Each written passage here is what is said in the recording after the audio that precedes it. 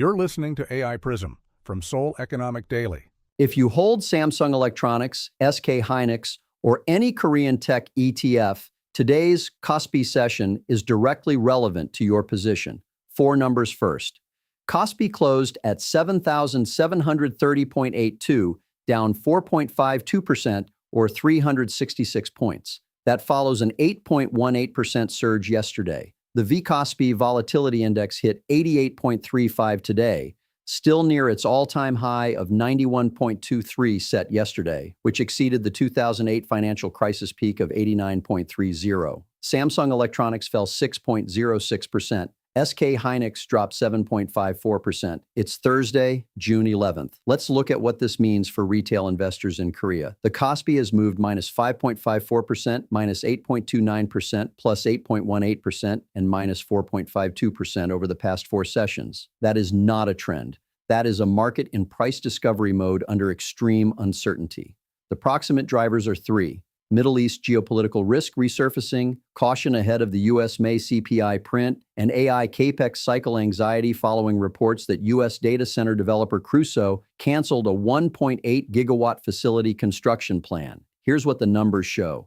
Foreigners sold 2.7728 trillion won, approximately 1.8 billion US dollars, on the main board today, marking 23 consecutive sessions of net selling. Institutions sold an additional 2.267 trillion won, roughly $1.5 billion. Individual retail investors absorbed 4.862 trillion won, approximately $3.2 billion, in net purchases, acting as the primary buyer.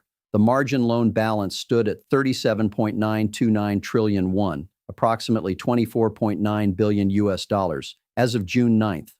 Forced liquidation, bandame in Korean, meaning margin calls executed by brokerages, reached 169.8 billion won on the same day.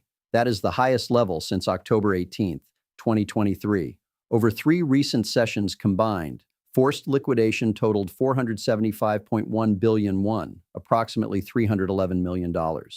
The Korea National Pension Service, the country's largest institutional investor, reduced stakes in 9 listed companies over the past 2 weeks, including Samsung Electromechanics, Hyosung Heavy Industries, and Dalba Global. Samsung Electromechanics, a key AI server substrate supplier, had risen over 600% year-to-date before the NPS trimmed its stake from 10.30% to 9.74%.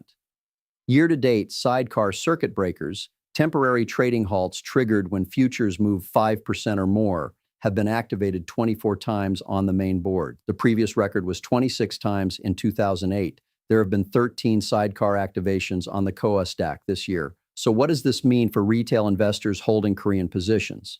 Earlier, we noted that forced liquidations hit a nearly 3-year high, and that matters for individual investors who have been buying on margin during the rally.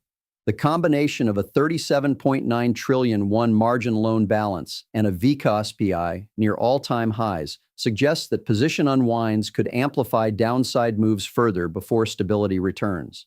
For investors in Korea tracking ETFs such as EWI, today's session means the fund's NAV absorbed significant downside, and the currency dimension adds another layer, with the $1 rate closing at 1,524.201.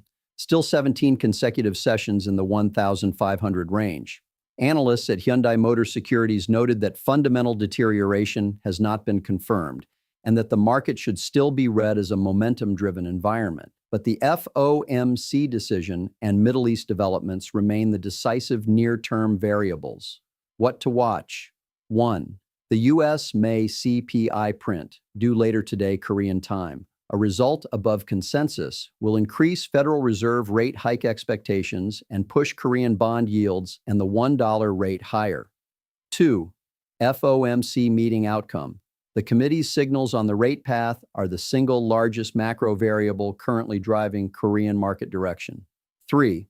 Samsung Electronics and SK Hynix daily trading data over the next 5 sessions. Sustained foreign selling in these two names is the clearest indicator of whether this is a temporary flush or a deeper rotation out of Korean tech. That's today's AI Prism Retail Investors. This episode was produced with AI assistance based on Seoul Economic Daily reporting and reviewed by a human editor. AI Prism is a Juan Ifra award-winning series. We'll be back tomorrow. You've been listening to AI Prism from Seoul Economic Daily.